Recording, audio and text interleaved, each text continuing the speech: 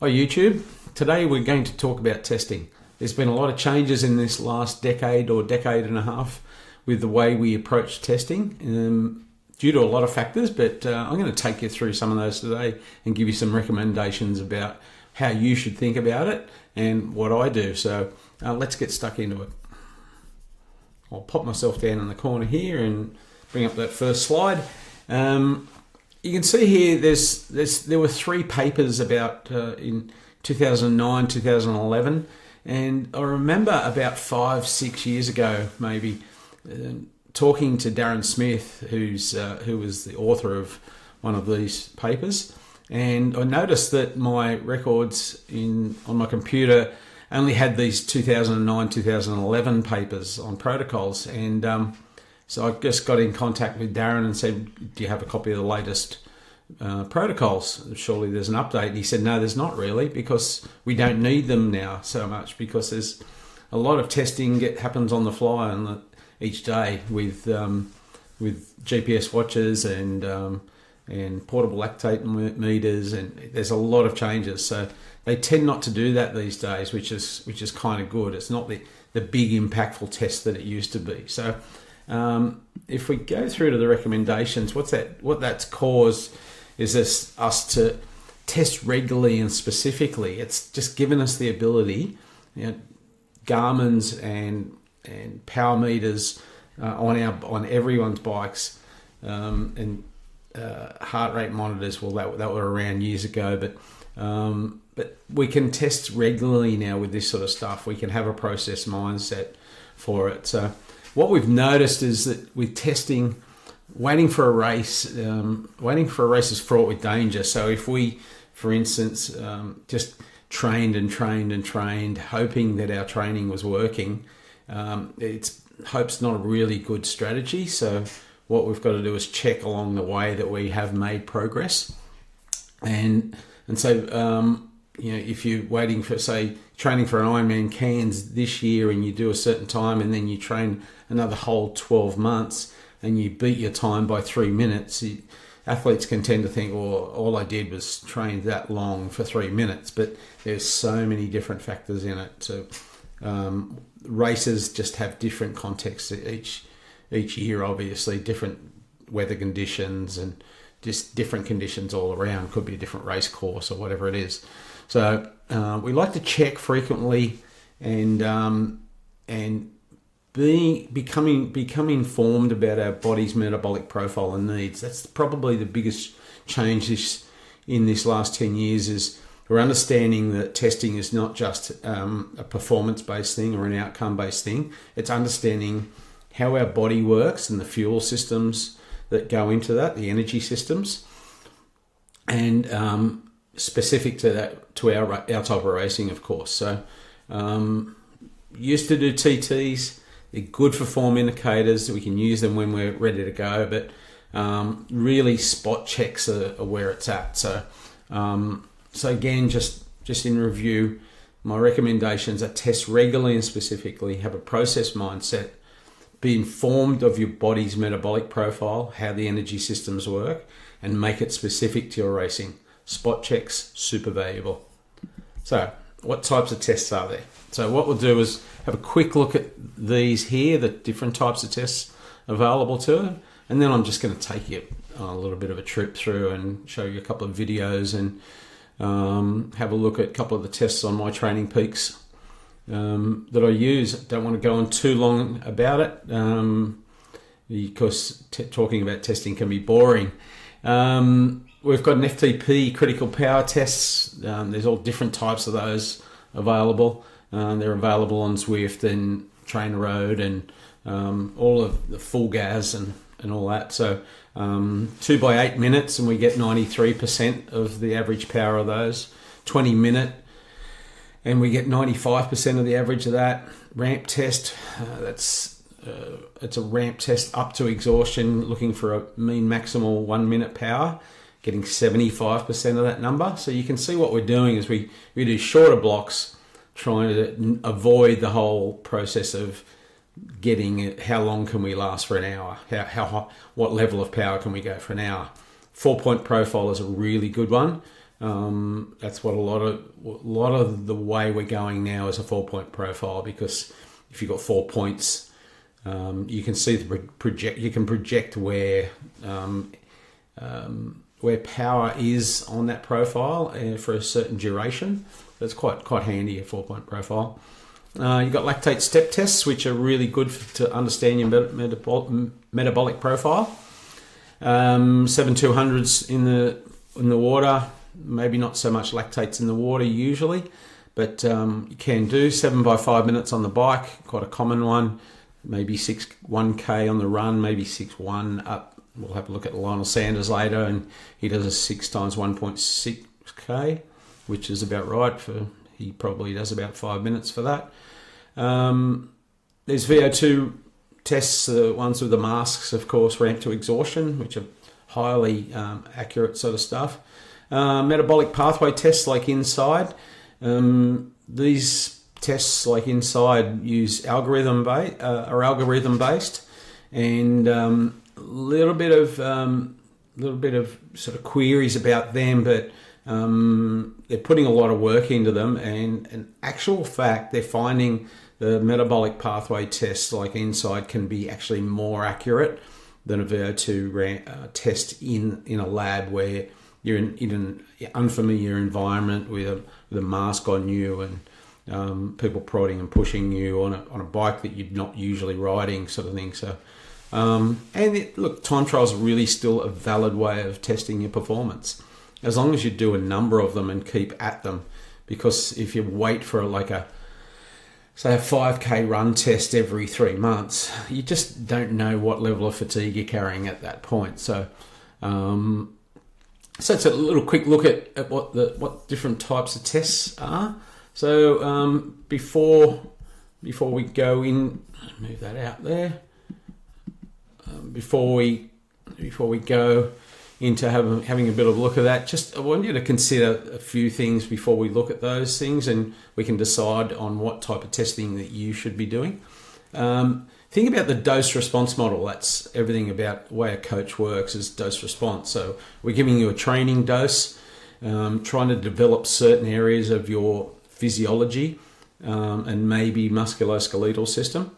And we want a response from that. So we're trying to check as much as possible if that response is working. So say we're looking at maybe between 6 to 8 weeks for a training dose to have an effect. So we'd be looking at, say, we coming into maybe a base season, and we want to work on your endurance. So we give you mostly endurance work. So it might be a lot of T2 work, a little bit of tempo work, a little bit of strength work, and we check after 8 weeks whether that's work. So dose response model is everything.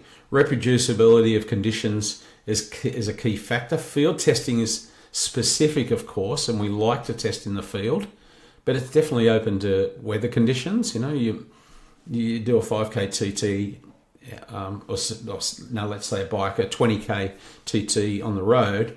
It's super. You'd be surprised at how much difference just even a 5 to 10 kilometre an hour headwind can make to your time. So, if you can be specific, but it also probably reproducibility of conditions is probably overrides that a little bit.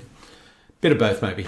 Data management, you've got to consider data management. We end up with a lot of numbers, so we can track everything obviously, but you want to manage that data and be able to have it in a format that's good to you. We're doing a bit of that at HPT at the moment, doing some good work on that, and trying to get a handle on so many numbers and making the athlete be able to see what's important to them.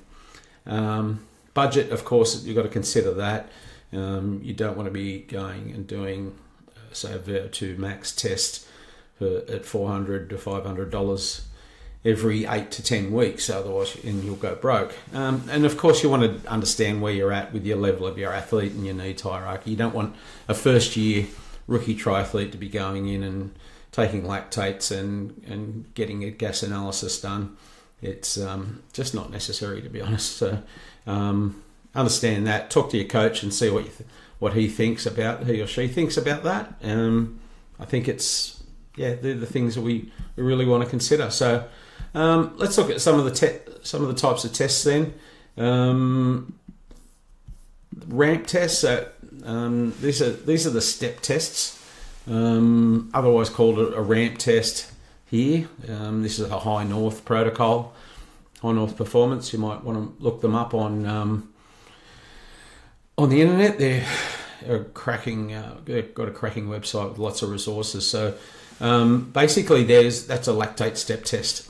So you've got every 5 minutes or 6 minute steps. You take your lactate at 5 minutes. It gives you a minute just to write down the numbers and make sure that the test was okay, and then go again. And you can see you start at 50% there and make your way up to 120%. Gives you a profile where you can see lactate turn points, and it'll help you understand when the anaerobic system starts to have to feed into providing energy to your metabolic demands. So let's look at, say, a step test there. This is Lionel doing a step test. None of that really matters, because you just want reproducibility, and most definitely the wood way is always the same. Talks a lot of sense here. And so our protocol is going to be 6 rounds of 1,600, so basically a mile, and we'll start off really easy and progress all the way number 6 to extremely hard. Try and do number approximately around 4 knocking on threshold, 5 above threshold, and 6 way above threshold. And we'll take between 90 seconds and 2 minutes recovery, just because you have to slow down, stop, get the lactate, get it back up to speed, and it takes a little bit more time than, for instance, in the pool or on the bike. So that is the protocol. Now we will execute it. Lionel's really good with this sort of stuff. He's a bit of an animal, hey, but he's a pro's pro, I reckon. Obviously, he puts his advertisement up for his sponsors. So I'm not going to take you the whole way through this, but you can see he's got his wife taking some lactates. Get your baseline. Accelerations, baseline 1.2 millimole. Now we'll get into the carbons. We're doing the whole thing in the carbons because pretty well. So he starts. It's a bit of a warm up. So he'll start at 1.2, then he actually gets through, and his next step up actually goes down as you clear lactate, and then it starts moving up as you go through. You can see there. My lactate's not going to go very high because it's actually my muscles, just as I said. My muscles are the limiter here, which is what happens, and I just can't produce speed because I don't ever produce speed. You can see how he's struggling to find out what he really wants to understand about how his body works here. It's fantastic. So he's understanding what happens. He's learning a lot about his body. So I could take you all the way through there, but it can get a bit boring. Once again, big thing. It just doesn't mean anything other than do it. So you can see there, that's what his numbers have spat out. It's quite astonishing, actually, the lactate numbers that he pops out. I'll just make myself a bit smaller there and get out of the way.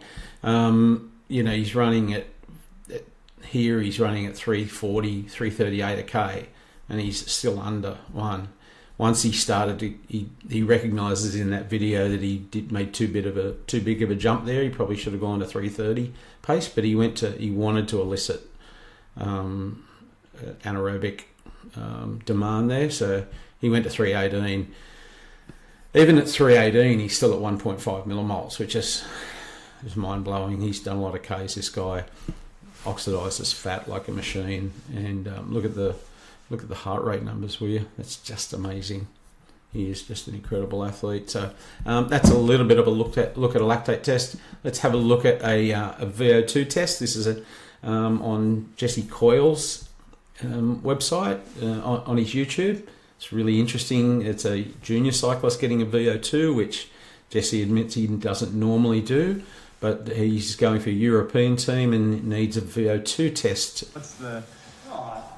I don't want people confused that I'm not a medical doctor. This guy's a gun. VO2 So definitely is a ceiling of potential. I mean, he's very young. I think you can see an improvement in VO2 max. there's some really good information coming out of this test. You might want to look at it.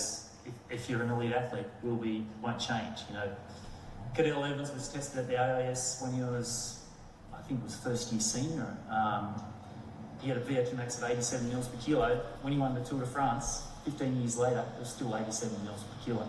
So that ceiling there, but the difference was that it took him 15 years to be able to ride at a very high fraction of his VO2 max. So I'll just interrupt there. That's a really important point. So as you could hear there, VO2 max at the top level, once you've been training for a number of years, it really doesn't change a huge amount.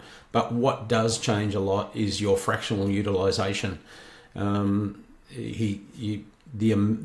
percentage of your VO2 max power, for instance, on the bike that you can operate at threshold. So that's the thing that gets changeable. But in the early days, your VO2 can change quite a bit, and it's very trainable in the early days. So I'll let him get back to it. That's what I think is that teams might want to see whether that ceiling, but only a few guys can have VO2 maxes around 90 mils per kilo. But a lot of great bike riders are still around 70 mils per kilo and win a lot of races. So there's you just got to find your niche within the sport.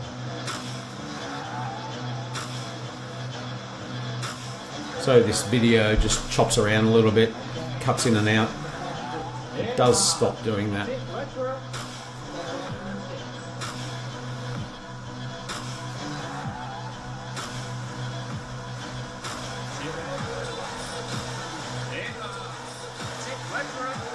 So that's the sports scientist just clicking the wahoo up in power demands each step.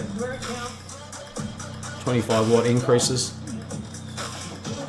He's right up there now. The body's swaying. Sports scientist knows what's coming. He goes around to take the next step up, but it's all over from there at 203 beats. He's gone. He just can't. His muscles can't produce the energy to get the pedals around. Coach is happy. Little pat in the back. That was hard, wasn't it? Oh, that hurts. I don't think that's ever going to be easy. But I guess that's what you want to kind of find your limit and beyond. Joss has to aim. So that's a really great look into a VO2 test. It's quite demanding, but it gives you a lot of information about your metabolic profile, about your fat oxidation, carb oxidation. The results from these tests can be a little bit dry. Tests like Inside or other metabolic tests like that are very good at reporting. So VO2 tests from a lab, they'll be very much like looking at a blood test that you get back from the doctor. So you've got to be able to interpret them well. Quick look at an FTP test. I've spoken enough now, but there's 2 by 8 minutes. So this athlete has done 2 by 8 minutes, done really well. This athlete in this test actually got a 30 watt increase in FTP after a fair bit of work. They're into their second year of triathlon and riding bikes, maybe getting almost third year now, and so getting some good results there. Just a quick talk about training zones at the end. Some of the things that when we're talking about testing is understanding and getting accurate training zones. Yeah, we really do need to have accurate training zones, but probably not as much as you think. On Training Peaks, we use, so there's different methods. So the default heart rate, you can use different methods. I tend to use lactate threshold and my Pro Coach cycling or running, say running. I do my Pro Coach because it's a 5-zone system, but there's all sorts of systems there. 7-zone systems, 6-zone systems, 5 zones.